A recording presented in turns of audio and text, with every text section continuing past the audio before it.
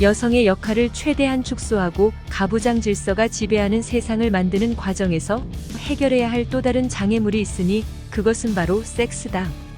이 문제를 해결하기 위해 유대인들이 선택한 방법은 섹스를 최대한 좁은 영역 속으로 밀어넣는 것이다.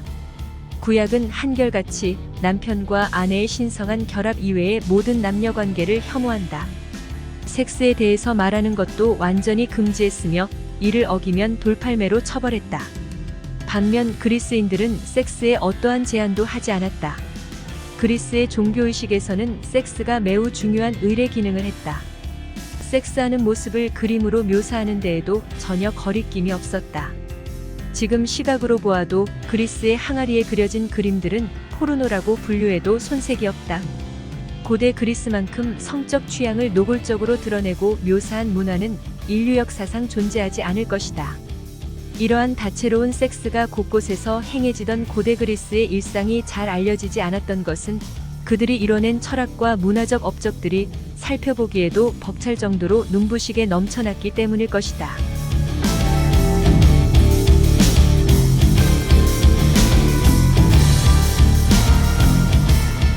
유대인들의 주신 야훼와 그리스의 주신 제우스는 섹스에 관한 태도에서 양극단을 상징한다. 야훼는 성적 충동을 전혀 내보이지 않으며 인간 여자를 임신시키지도 않는다. 정반대로 제우스는 하늘의 신 중에서도 가장 난잡한 성생활을 즐긴다. 제우스 앞에서는 어떤 신이든 악마든 절제할 줄 아는 모범생에 불과하다. 성욕에 불타는 제우스의 온갖 난동을 그리스인들은 은근히 즐기는 것처럼 보인다.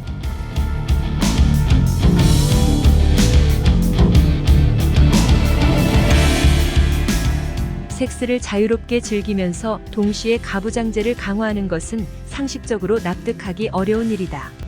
하지만 그리스인들은 매우 기발한 방법으로 이 두 가지 목적을 동시에 달성해낸다. 바로 문란한 섹스와 동성 간 섹스를 동시에 장려한 것이다. 그리스는 동성애를 장려한 최초의 문명이다. 호메로스는 남자끼리의 사랑을 남녀 간의 사랑보다 훨씬 고상하고 순수하다고 찬양한다. 플라톤의 향연에서도 동성애는 주요 토론 주제였다. 동성애를 개방적으로 포용하는 사회는 출생률 하락으로 인해 쇠퇴할 위험이 높아지지만 한편으로 문화가 만개한다. 기원전 8세기에서 4세기까지 그리스는 그야말로 지금까지 그 어느 사회도 달성하지 못한 활기차고 독창적인 문화를 꽃피웠다. 이와 반대로 이스라엘에서는 동성애가 절대 용납되지 않았다. 모세의 율법은 동성애를 망측한 짓이라고 규정한다. 절대 용납될 수 없는 행위라는 뜻이다. 아이를 생산하지 않는 섹스를 모조리 금지하는 것은 척박한 환경 속에서 민족적 정체성을 구축하기 위해 애쓰는 신생 소수민족에게 그나마 납득할 만한 조치라고 볼 수 있다. 그렇다면 그리스인들은 예술과 문학을 통해 동성애를 그토록 찬양함으로써 어떤 혜택을 얻을 수 있었을까? 끊임없이 지속된 사륙과 전쟁으로 인해 남성의 사망률이 높은 상황에서도 그리스인들은 어떻게 동성애를 유지할 수 있었을까? 사실 그리스인들이 추구한 것은 동성애가 아니라 양성애였기 때문이다.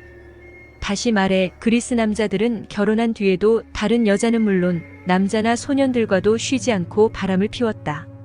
처자식이 있어도 남자들은 아내를 위해 정절을 바치지 않았다.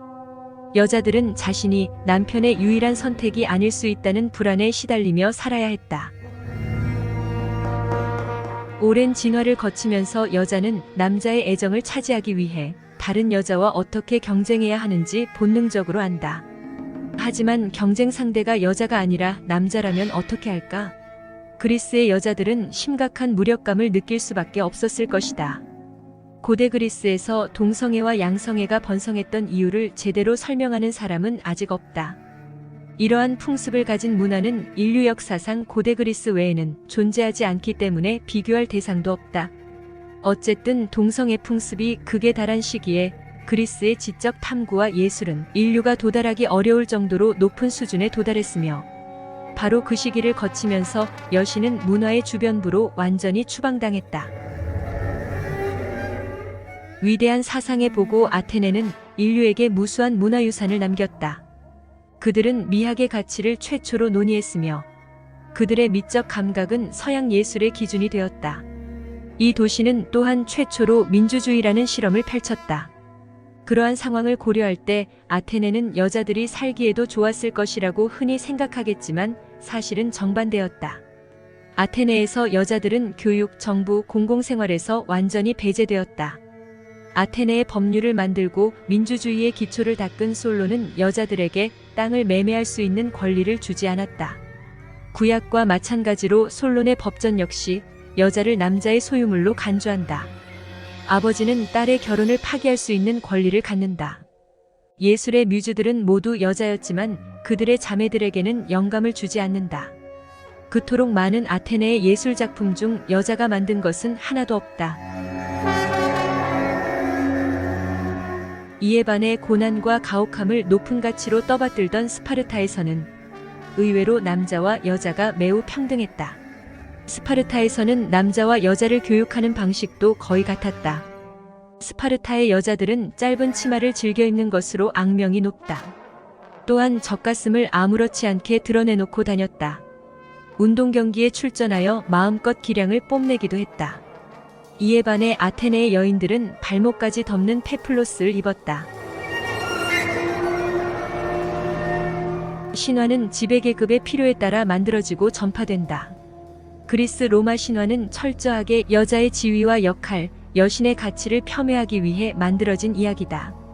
강간과 무분별한 섹스와 동성애와 여성 혐오가 곳곳에 배어 있다. 이러한 성차별주의자들의 교리를 고전이라는 이름으로 아이들에게 어릴 적부터 읽히는 것은 과연 바람직할까? 이런 글을 읽는 여자아이들의 자존감은 위축되지 않을까? 남자아이들은 가부장제를 자연스러운 것으로 받아들이고 더 편향된 성차별적 시각을 갖게 되지는 않을까? 그리스 문명과 히브리 문명은 서양 문화의 근본이 되는 두 기둥이 되었지만 서로 상극의 문화라 할 수 있다. 이 두 문명은 서양 문화 속에서 수천 년 동안 끊임없이 반목하고 대립해왔다. 정반대의 극단적인 관념을 고집하는 완고한 두 아버지 밑에서 자라 정신분열증을 앓는 외동아들, 그것이 바로 서양 문명이라 할 수 있다.